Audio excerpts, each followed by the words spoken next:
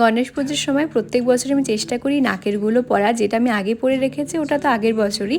আর তোমরা আগের দিনে ব্লগে দেখেছো যে এরকম ধরনের নাকের একটা প্রমোশনের বক্সে এসেছিলো, তো ওটাই ট্রাই করছিলাম। এক তো ওটা ডান পাশে পরা ছিল, আর দ্বিতীয়ত ওটা আমার ফেসে না একটু বড় মনে হচ্ছিলো দেখে, তাই ভাবলাম এটা আমার ফেসে খুব একটা বেশি মানাচ্ছে না, তো আমি আগের বছরে যেটা আছে ওটাই পরে নিই।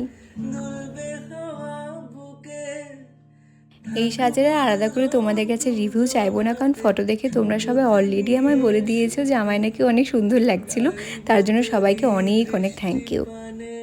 সাজুগুজু করার পরে মার ডাকে আমি দৌড় দিয়ে চলে যাই স্টুডিওতে। মা বলে সব কিছু তো হয়েই গেছে, এখন শুধু জিনিসগুলোকে সুন্দর করে ঠাকুরের সামনে সাজিয়ে দে।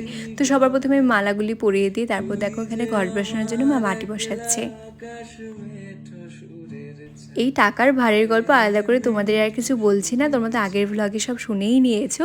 তো নতুন ভারটাকে আজকে এখানে রেখে দিলাম, কারণ আজকে থেকে আবার সামনের বছরের পুজোর জন্য